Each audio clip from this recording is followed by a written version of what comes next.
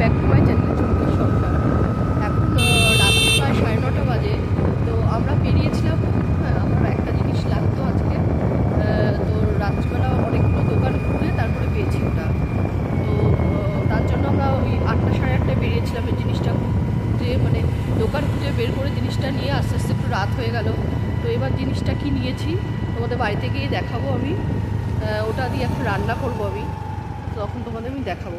আমরা আমাদের এই রাঘাতে ঢুকে গেছি, আমাদের কমপ্লেক্সে ঢুকে গেছি।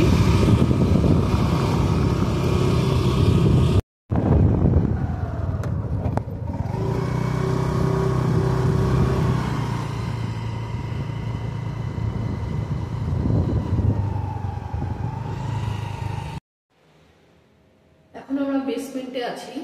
এবার আমাদের ওই 11 তলায় উঠে যাবো, লিফট চলে এসছে।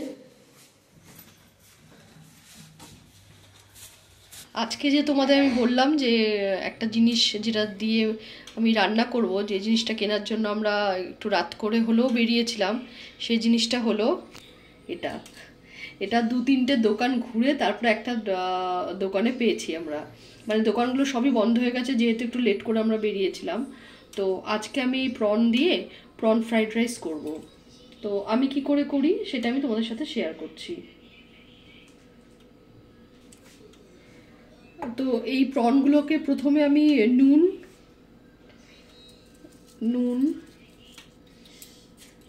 একটু হলুদ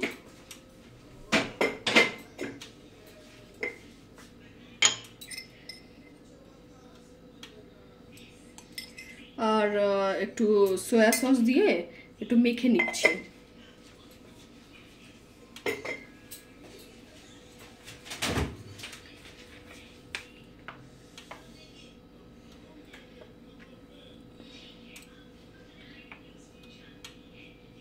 সয়া সস দিয়ে ভালোভাবে মেখে নেব।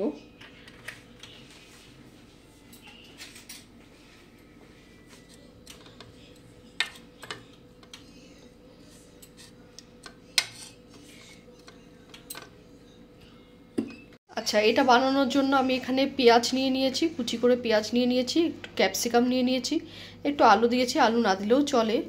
তো আমি একটু আলু দিলাম, বাচ্চারাও খাবে তো তার জন্য একটু আলু দিলাম। আর ডিম নিয়ে নিয়েছি।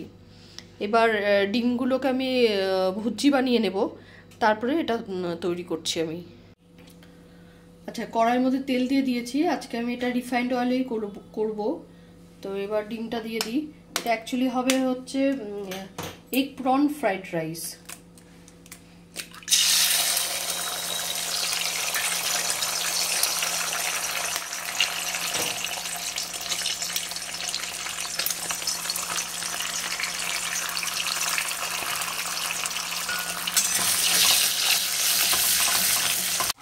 এখানে ভুজিটা হয়ে গেছে আমার। এটার মধ্যে আমি ওই নুন আর গোলমরিচের গুঁড়ো দিয়েছিলাম, আর কিছুই দিইনি। তো এবার এটা আমি তুলে নেব। আমি একদম কুচি কুচি করে দিইনি, একটু বড় বড় রেখেছি যাতে খাওয়ার সময় মুখে পড়লে ভালো লাগে। এবারে এই যে চিংড়ি মাছগুলো, এগুলো আমি ভেজে নেব এখানে।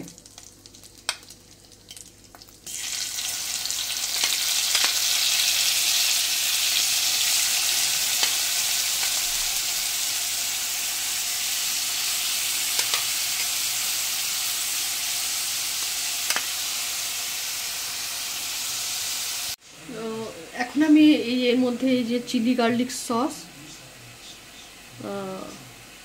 গার্লিক সসটা আমি দিচ্ছি।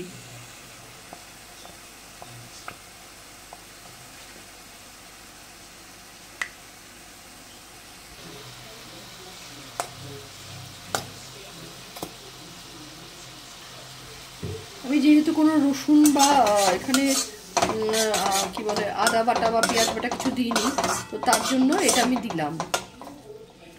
তাহলে এটা দিলে কি হবে, রসুনের একটা স্মেল থাকবে, খেতে ভালো লাগবে।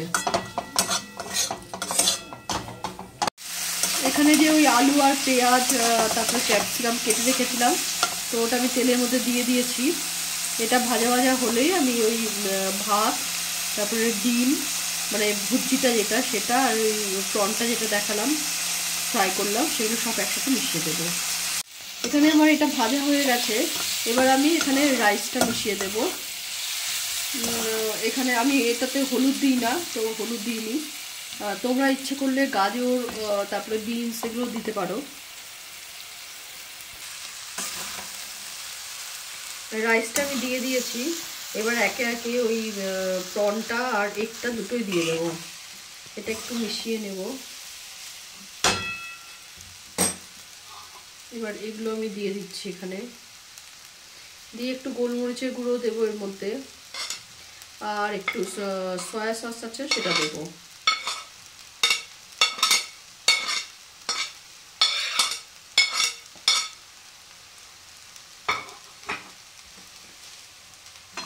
এটাকে এবার ভালোভাবে মেশাবো। আমি গ্যাসটা একদম কম করে রাখবো, দিয়ে এটাকে ভালো করে মিশিয়ে নেব।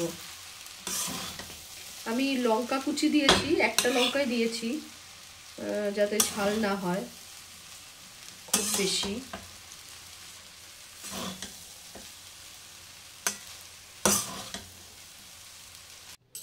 আমার এই প্রন উইথ এগ যে ফ্রাইড রাইসটা করলাম সেটা কমপ্লিট। এবার এর উপর দিয়ে আমি একটু ধনেপাতা কুচি ছড়িয়ে দেব। তো এর মধ্যে গোলমরিচের গুঁড়ো দিয়ে দিয়েছি আমি, এর মধ্যে কিন্তু কোনো গরম মশলা কিছুই দিইনি, তোমরা চাইলে দিতেই পারো। তো আমি এভাবে করেছি, এভাবে করে দেখো তোমরা। তো এর উপর দিয়ে আমি এখন ধনেপাতা দিয়ে দিচ্ছি। এটা গরম গরম খেতেই ভালো লাগবে। তো এখন আমি বেড়ে দেব সবাইকে, দিয়ে আমিও বসে যাব।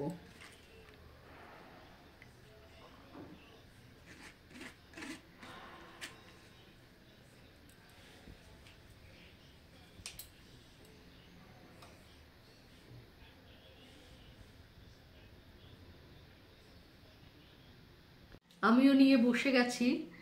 তো এখানে আমিও নিয়ে গরম গরম আমিও নিয়ে বসে গেছি। তো খেয়ে দেখছি এটা কিরকম হয়েছে। খেতে তো সত্যিই ভালো লাগছে। এক তো গরম, তারপরে এর মধ্যে এগ পড়েছে, প্রন পড়েছে, আর খেতেও খুব সুন্দর হয়েছে। তো এখন গরম গরম এটা খেয়ে নিই আমরা।